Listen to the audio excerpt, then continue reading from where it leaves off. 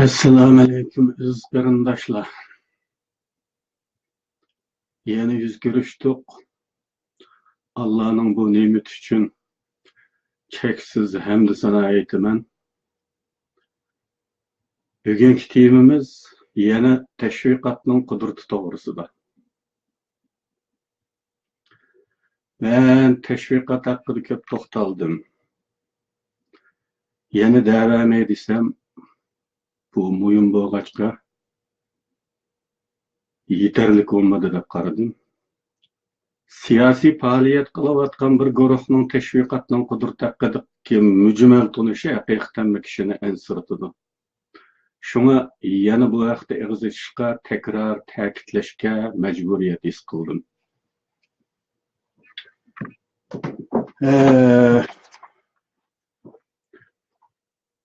Bu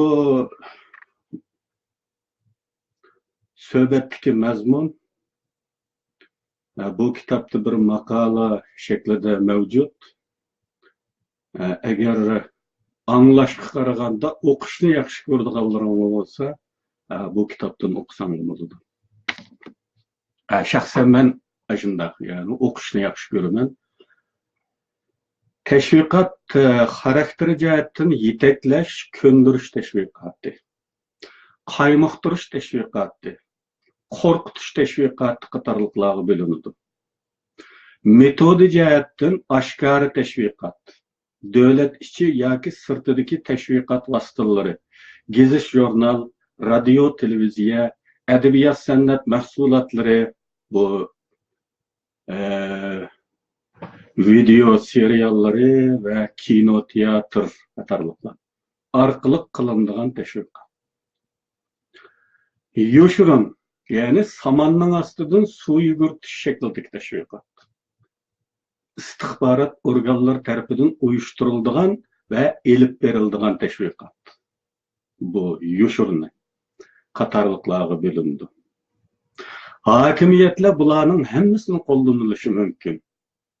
Taraqqiy qilish bosqichidagi siyosiy kuchlar asosligi yetaklash, ko'ndirish shaklidagi tashviqot bilan ish boshlashi mumkin.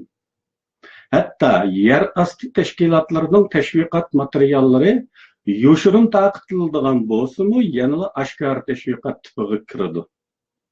Chunki oshkora yoshirinlik konkret yoki mavhumlik, ya'ni vositaning konkretligi yoki mavhumlik tarafga qaratilgan bo'lib, istihbarat tashviqotida asli yoshirin bo'ldigini tashviqotning vositasidir. Bu xil tashviqotda tashviq varaqi, gezish jurnal qatorliq matbuot vositalari ishlatilmaydi. Yoshirin tashviqotda faqat so'z cho'chak taqitish shaklidagi mavhum vositalar bilan ish ko'rilgachga insonlar tuymasdan belgilangan yo'nalishga to'g'rilanadi.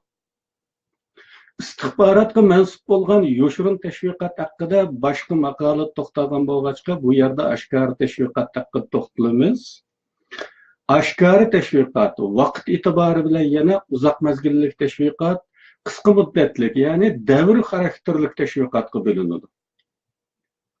Uzun muddatli tashviqot ko'p hollarda bir davlat yoki bir millatni asta o'zgartib, yangidan shakllantirish, ya'ni butun davlat fuqarolari yoki butun millat a'zolarini tamoman isloh qilib, mangulik milliy manfaatga uyg'un keladigan sifatlik yeni insonlardan qilib yetildirishni o'ziga g'oya qilgan tashviqot bo'lib, bu davlatning o'zgarmas prinsiplari, ya'ni Qizil Toshliq kitobda yer olgan mazmunlarni o'zining asosi qiladi. Butun milliy ma'rifning bir vazifasi mushu tashviqotni ma'arif tarbiyasi ichiga singdirgan holda elib berishdan iborat. Yana shunday bir gapni qistirib o'tib ketay.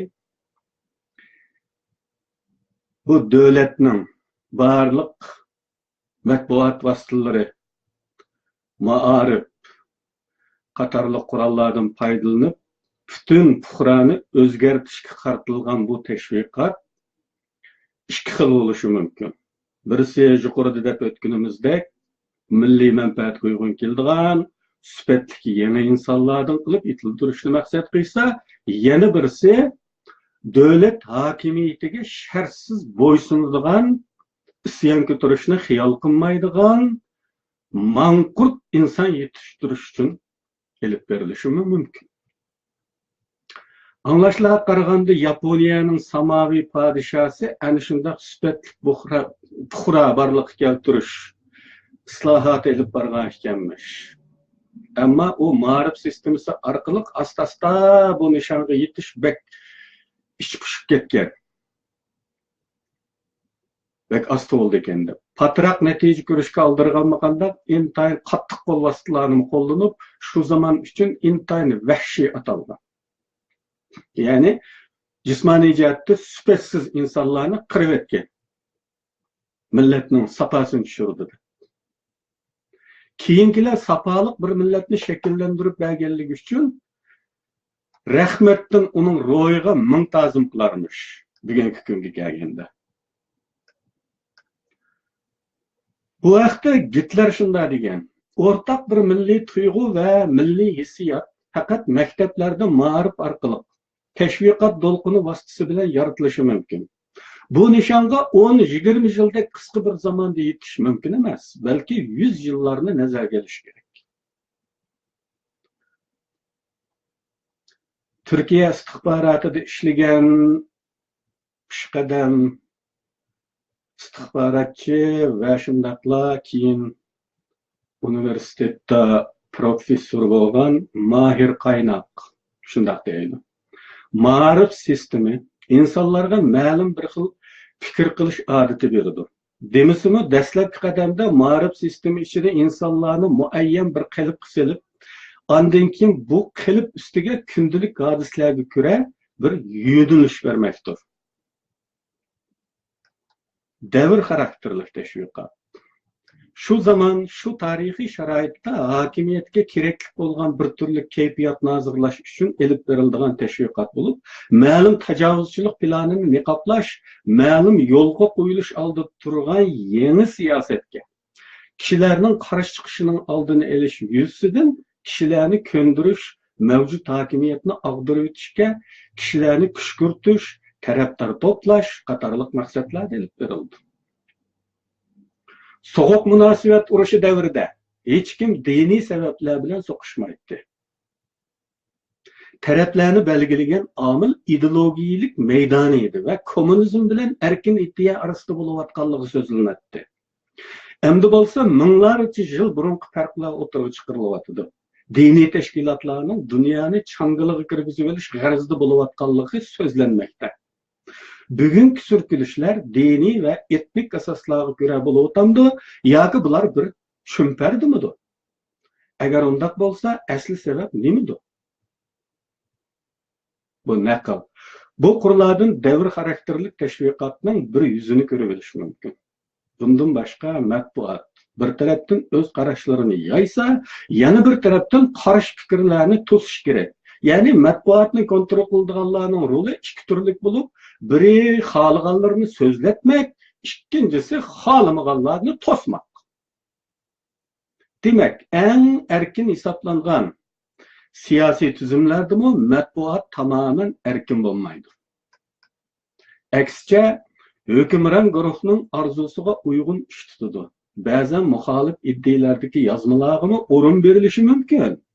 Bu faqat rang farqi orqali istalgan rangni texmi yorqin ko'rsatmak uchun.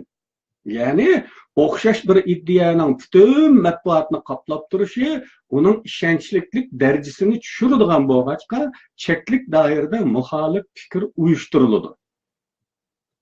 Bu o'xshash manba tarafidan uyushtiriladi. Ya'ni kishilarni ishontirish uchun. Bu hargizmi tizgindan sirtish emas, kontrollik ostidagi planliq ish. Boshqa munosabatli maqolalarimda aytib o'tganimdek, insonlarni tashviqot orqali tamoman boshqa turli shakllantirib chiqqili bo'ladi. Yo'vash bir xalqni shirdek ho'kraydigan jangkor qiyg'ili, zaif milliy ruhdagi taslimchi bir millatni qizg'in millatchilarga aylantirg'ili, istixiylik tuyg'u bilan dogma şekilde ibadet qilib yurgan bir musulmon jamoatini Alloh yo'lida xushallik bilan shahid bo'lishga o'zini urib turadigan sap e'tiqodli mo'minlarga aylantirg'ili bo'ladi. Gitler mundaq deydi: Təşviqatның vəzifəsi tərəfdar toplaşdır. Təşkilatның vəzifəsi bolsa partiyaga a'zo tizimlashdir. Agar bir hərəkət, bir dövlətni keyinchi bu dunyoni astin ustin qilmoqchi va uning o'rniga yangi bir dövlət və yoki yangi bir dunyo qurmoqchi bo'lgan bo'lsa, hamda o'ziga bir miqdor tarafdor to'plagan bo'lsa, bu prinsipdan hech bir vaqt ayrilmasligi kerak. Tarafdorlarni tashviqot topadi va uni harakatga jalb qiladi. A'zo bo'lsa tashkilot tarafidan to'planadi. Tarafdor bo'lmoq bir iddiani passiv shaklda qabul qilmoqni shart qiladi.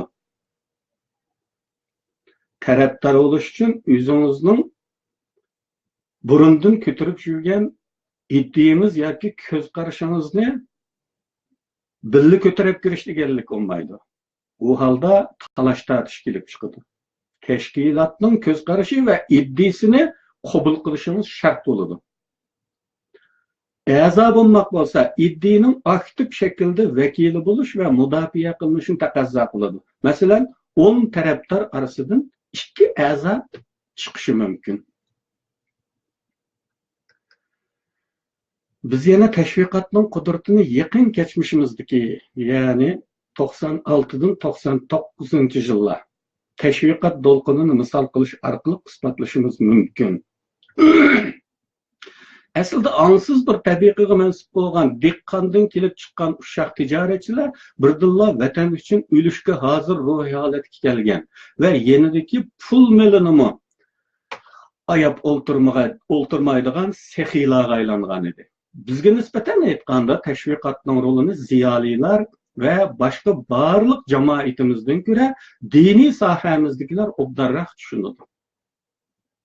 Bu diniy aqidadan kelgan udum bo'lib, doim tabliğ anglab qilmaydigan musulmonning iymoni suslashib ketadiganligi, dilining qasovatlashib ushaq gunoh ishlarga e'tiborsiz qaraydigan bo'lib qoladiganligi, tadrijiy cho'ng gunohlarga petib ketadiganligi ta'kidlandi.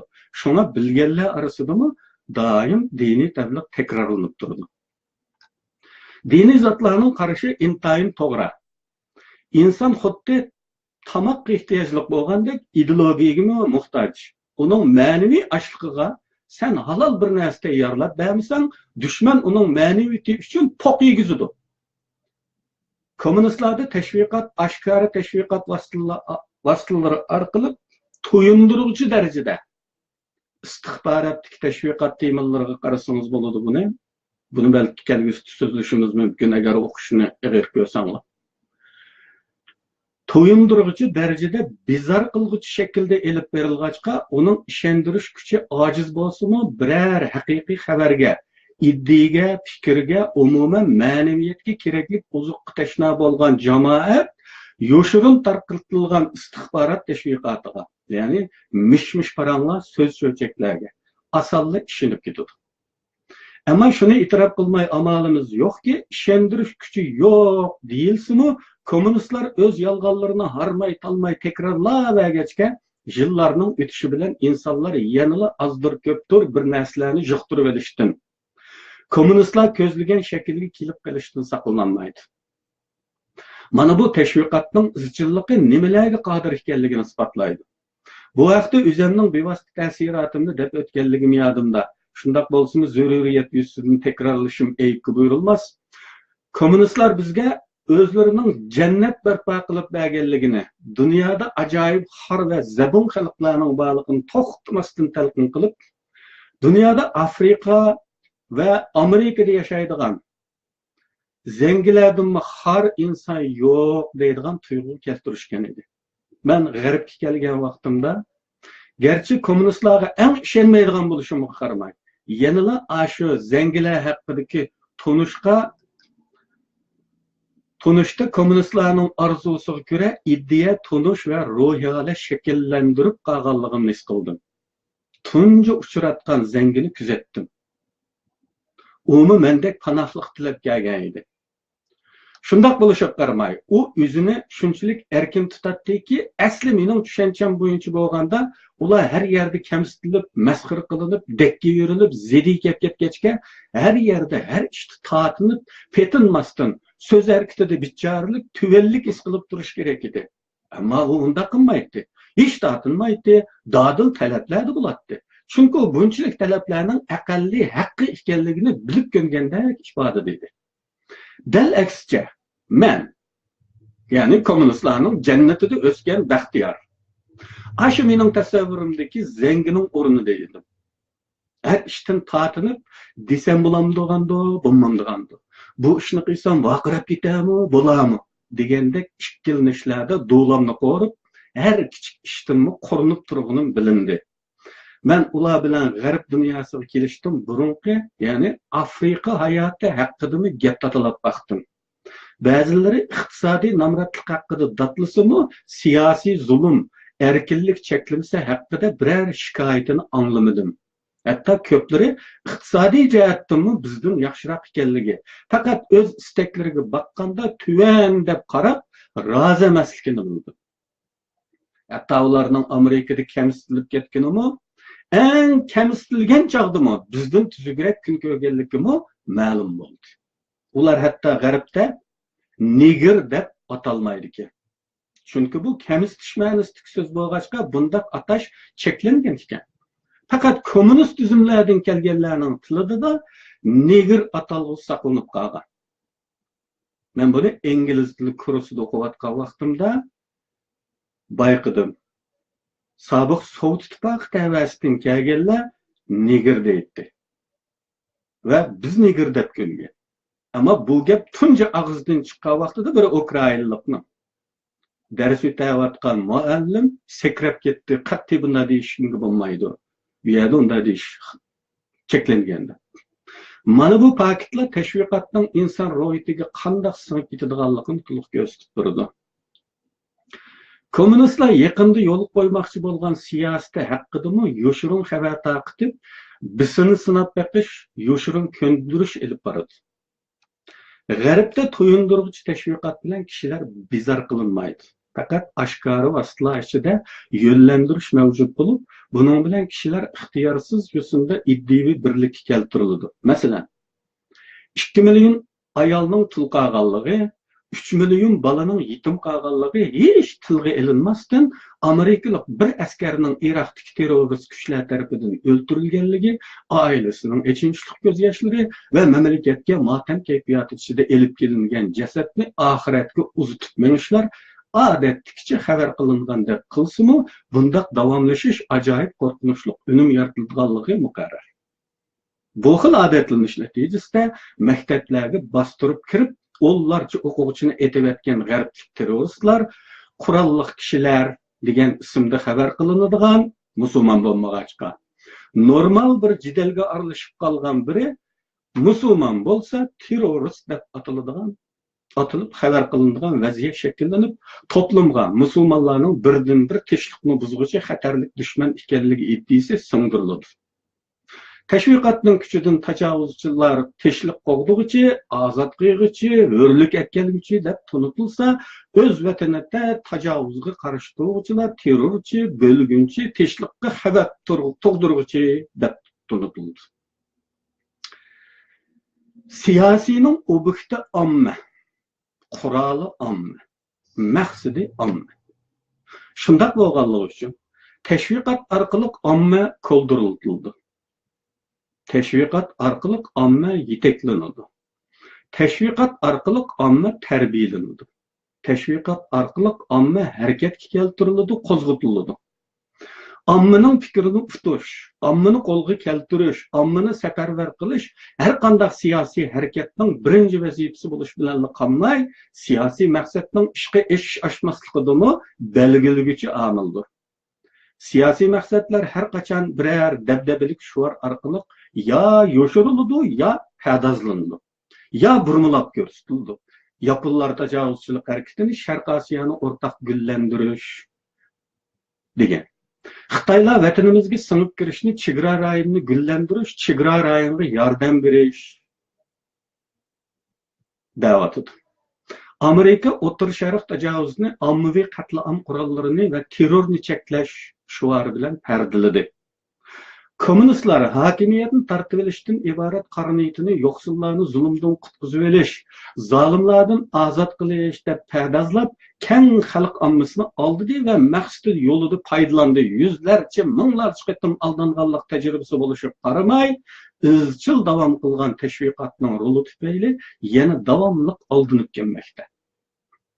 Bundaq amaliy faktlarni har kun hammamiz ko'rib tursakmi, Sharq Turkiston mustaqillik ko'rishi uchun ishlayotgandek ko'ringan lider va tashkilotlarning xalqni uyg'otish, safarbar qilish, yetaklash jihatdan nimalar qilganligini o'ylab ko'rmaylar.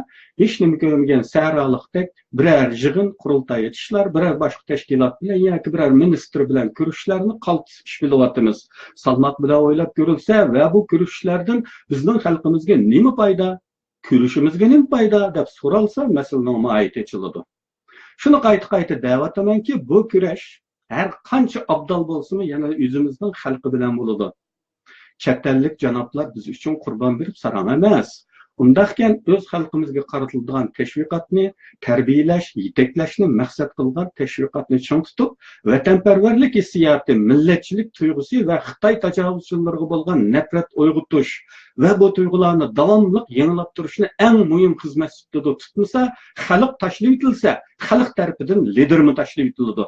Xalq tarafidan tashlab etilgan lider o'zi yolg'iz vatanni ozod qilamda. Agar bizning ozodligimiz ba'zilarimizning da'vatqandek xalqaroning besimi, to'g'risi G'arb demokratiyasining besim orqasida maydonga keladi deyilgan taqdirdami, ishning tartibi shu yo'sinda bo'lishi mumkin. Birlashgan Millatlar Tashkiloti yoki G'arb kishilik huquq tashkilotlari bir guruh tashkillab Sharq Turkistonga avatishi mumkin. Hech qanday bir tarafning besim bo'lmagan erkin bir ra'y sinash orqali xalqning orzusi aniqlanib, andin nima qilish bekitiladi deyilishi mumkin. Chunki bularni hisob qilgan Xitoylarning allaqachondan beri buningga tayyorligi bo'lmay qolmaydi. Shuni u doim deb kelayotganidek, bularning hammasi tashqi qudratlilikdan manbalangan, xalqning orzusi Junxo cho'ng oilasi ichida bo'lish degan sapsatisida cho'ng turishi tabiiy. U holda haqiqatan xalq sendan ayrilmaslikni tanlaydigan bo'lsa, ko'rib baqayli deyilishi normal. U holda har kun ideologiyalik o'zgartish kuchirayotgan, har kun psixik tarafdan buzilayotgan, har kun milliy ruhi nobud bo'layotgan bu millatning ongsizlashtirilgan zo'r ko'pchilik aholisi nimani tanlar? Cho'qimki bu ra'y sinashning natijasi bizning orzu qilganimizdek chiqmay qolishi mumkin.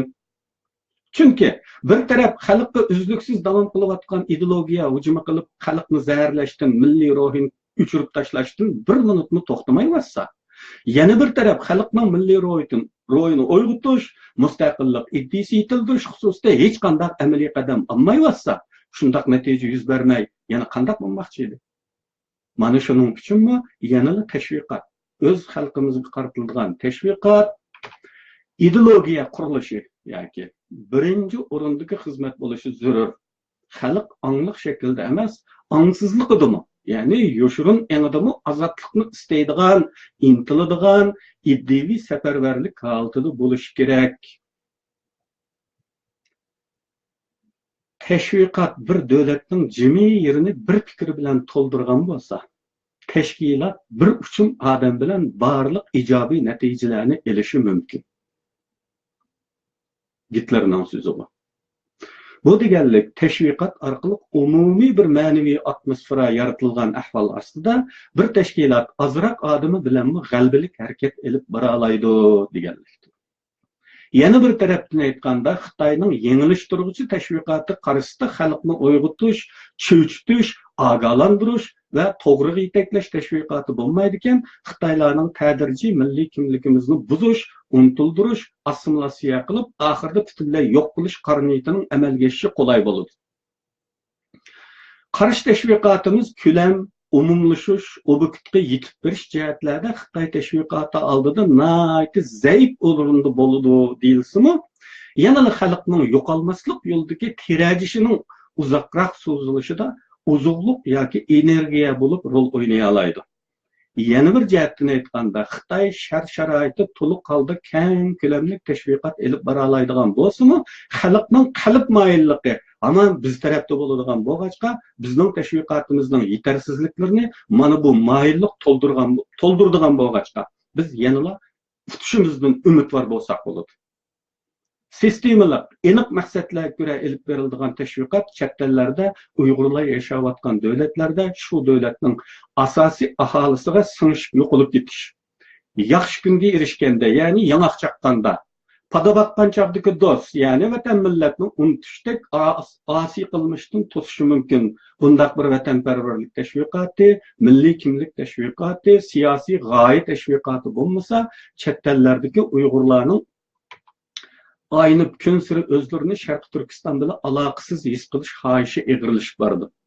Bu holda hatto liderlar kutgan iyoni to'plashma suslashib barbara 10 tiyin pul tepishmi yo'q chiqadi. Chunki ba'zi liderlar sizlar pul bersaqlarni bo'ldi, ishni men qilaman deymish. Bu deganlik sizlar pulni berib o'z ishinglar bilan bo'laversanglar bo'ladi. Vatanni ozod qildigan ishni uzamli ko'pga vakolatdan fitir yutaman deganlik bo'lib, bu pozitsiyadan vatan davosida bunday bir cho'ng ish uchun umum xalqni safarbar qilishning shart ekanligini tunib yetmagan yoki buni tushunguvchiligi yo'q ekanligi ko'rilib turadi. Ammo dunyoni ostin ustin qiladigan quvvatdagi har qanday harakatda tashviqot oldi bilan bu harakatning iddisini yeyish kerak.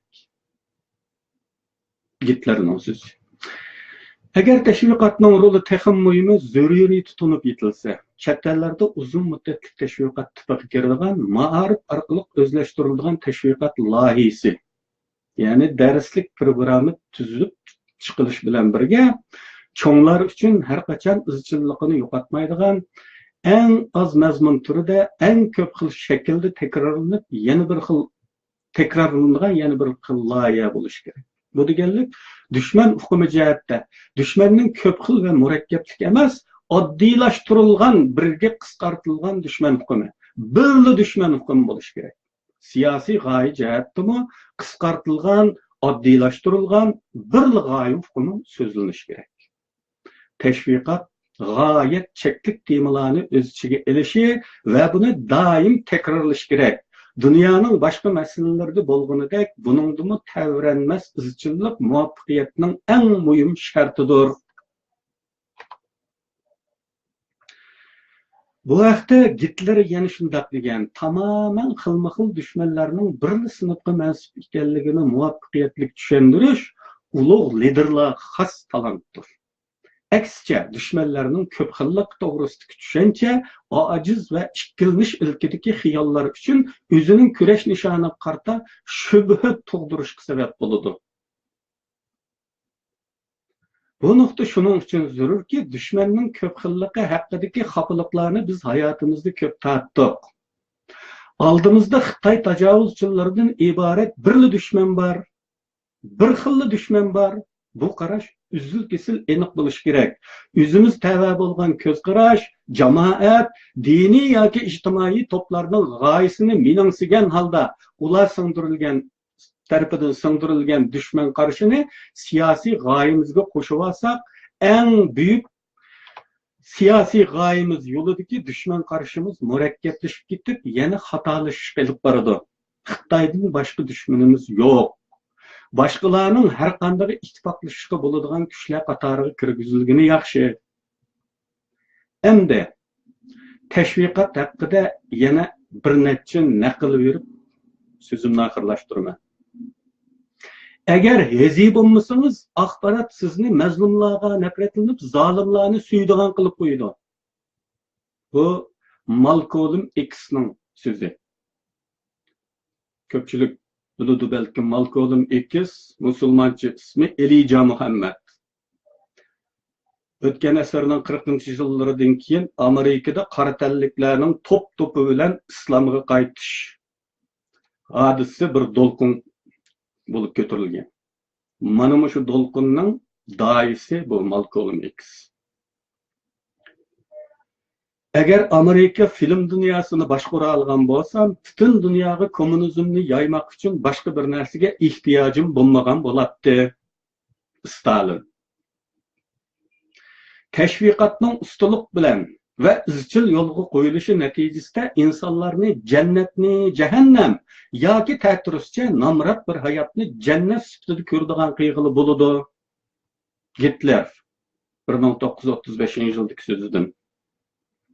Bu usulda yani yepiq tashviqot orqali shaxslar va omma avval umidsizlik batirildi.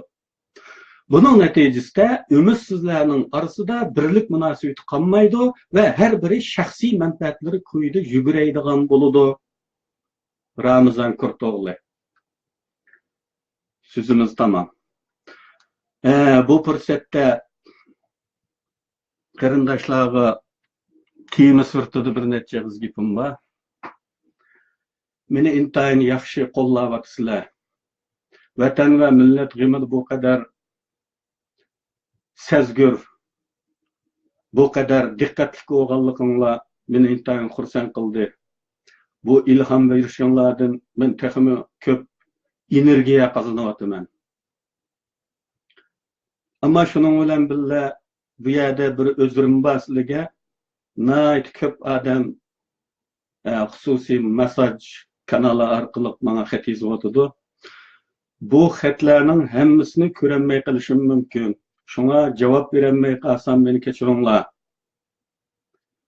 En yaxşısı sizden kütüdüğünüm. Mening bu tavsiye qilgan kitaplarımның içinde sizlar tushunmagan mazmunlar bo'lsa, uni so'ranglar. Shundaqli siyosiy g'oyamizga aloqador savollaringlar bo'lsa va mening bir az analiz qilib berishimni kutadigan ba'zi mazmunlar bo'lsa, u talablaringni yozinglar. Endonlarni Allah panohida saqlasın. Köpçülükке rahmet.